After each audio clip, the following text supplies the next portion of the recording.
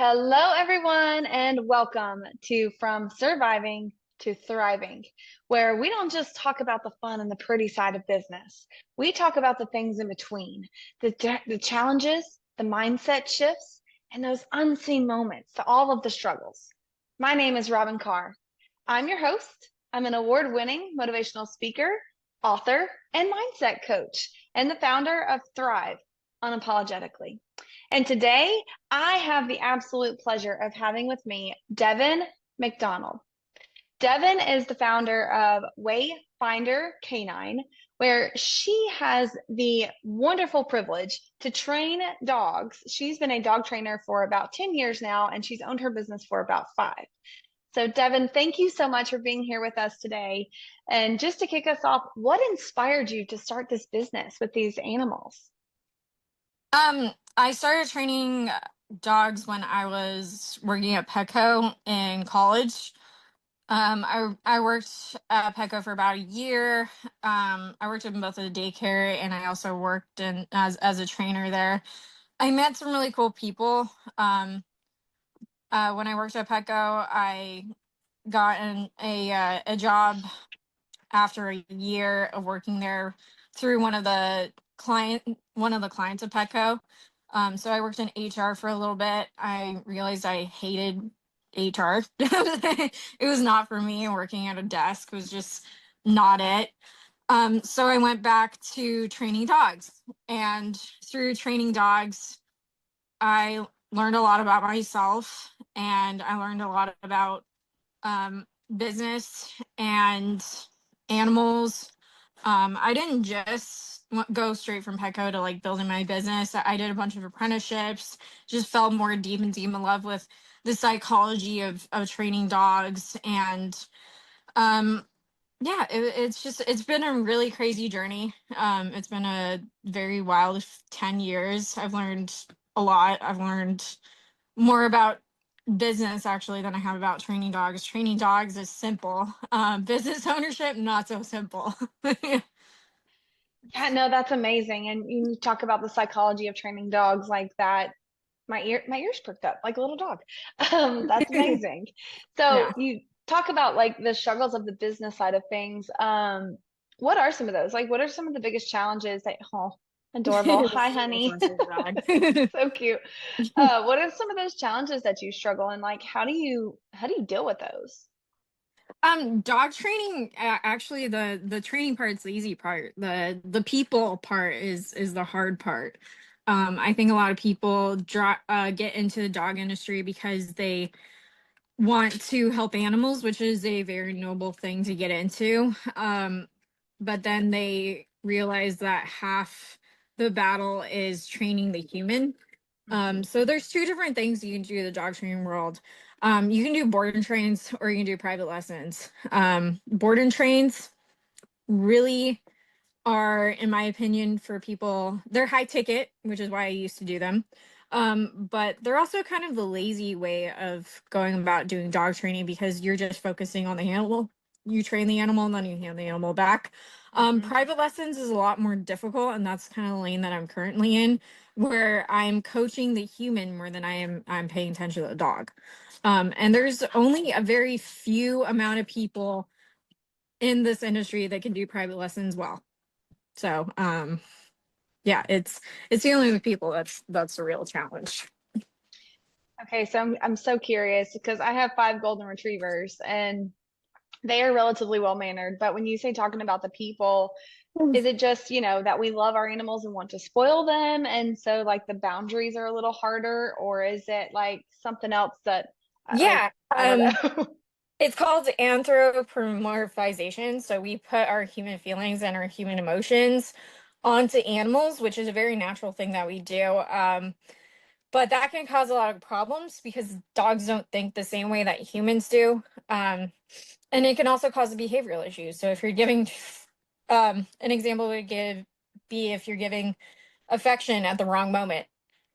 Like if your dog is scared or anxious, you're actually rewarding that anxiety. And a lot of people don't understand that. So they're like, oh, my dog, like for example, my little sausage dog who's currently scavenging, um, he he's got a lot of anxiety. So if I take him out in public, he kind of shakes, he shivers and stuff like that. So if I pet him during those moments, I'm actually rewarding him for being scared or anxious. And a lot of people don't understand that because they just don't understand how animals think. So describing how to deal with behavioral cases can be quite challenging because they're like, "Oh my God, what if I hurt my dog's feelings?" It's like dogs don't think the same way that people do. Yeah, I they need you don't. to tell my little princess that because I'm pretty sure she's like, no, ma'am, I am a human. Um, Yeah. so yeah, no, that's so cool. It's funny that you mentioned that because so I was in college, I was going to go to vet school and then switched into psychology for a lot of reasons. But then my grandfather was like, so you're going to do psychology with dogs? Like that, I don't understand, but it's very real. So just fun little story. So when people utilize your services, like obviously their dogs are well trained, but is there like specific like milestones or things like that that you're like, okay, you were a successful client if your dog can do blah? Like what does that look Um, like?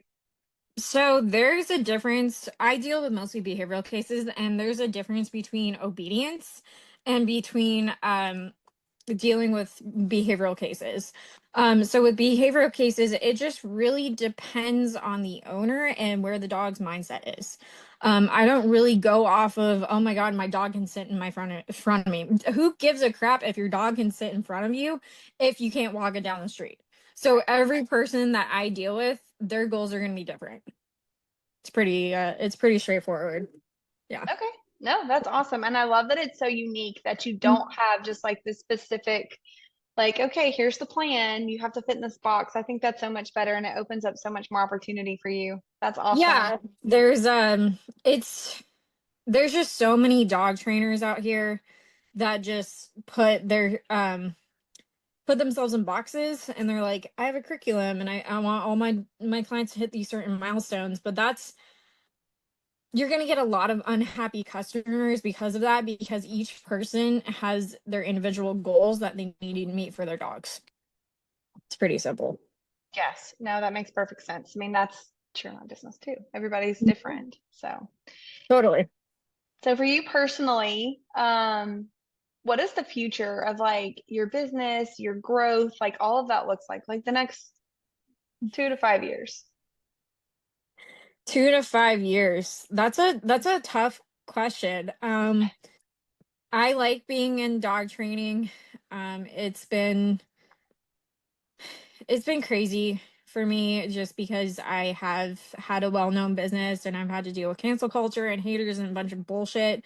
Um, but that also kind of opened my eyes a little bit because I used to run a really big facility, and as an entrepreneur, it just got me thinking a lot that I don't want to be stuck in lanes.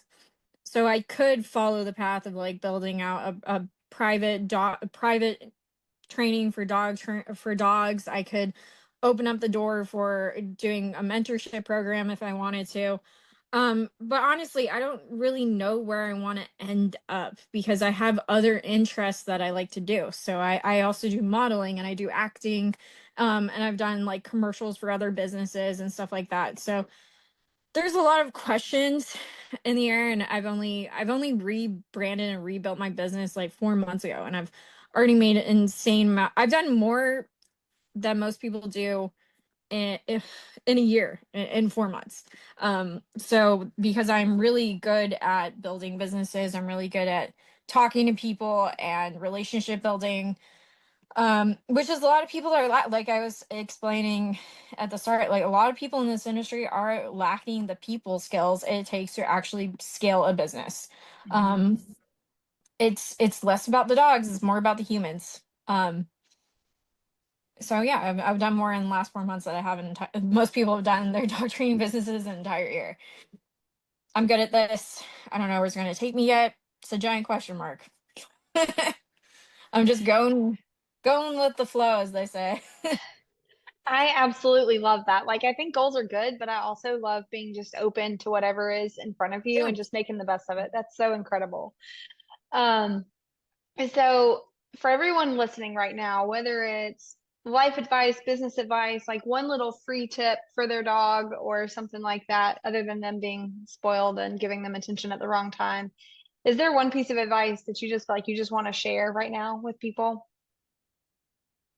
Don't put a lot of pressure on yourself. I think the most common thing I deal with when I'm dealing with people that have dogs that have really bad problems is that they put a lot on themselves, that and they think it's their fault their dog is a certain way. Sometimes it's not entirely their fault. Like sometimes it's just genetic problems, sometimes it's just the structure of your house and stuff like that. Get professional help as soon as you see a problem. Don't react to a problem, like prevent and anticipate it from happening to begin with. You know, it's it's pretty simple. Yeah, a lot of what I do is not just training dogs, it's building confidence in people. That's a much harder task. You're absolutely right. Yeah. Thank you so much for sharing that. That's great information. So if people are hearing you right now and they're like, yes, I need help. My dog has this issue and we need training together.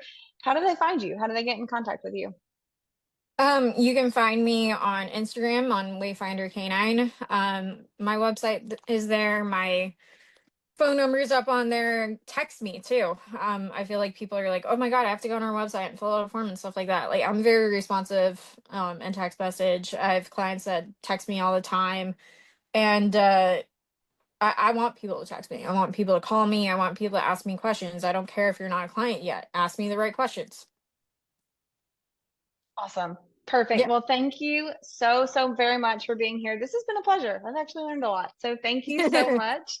And for everyone else, thank you for being here too. And if you are in the middle right now, I want you to know that you're not behind, you're becoming.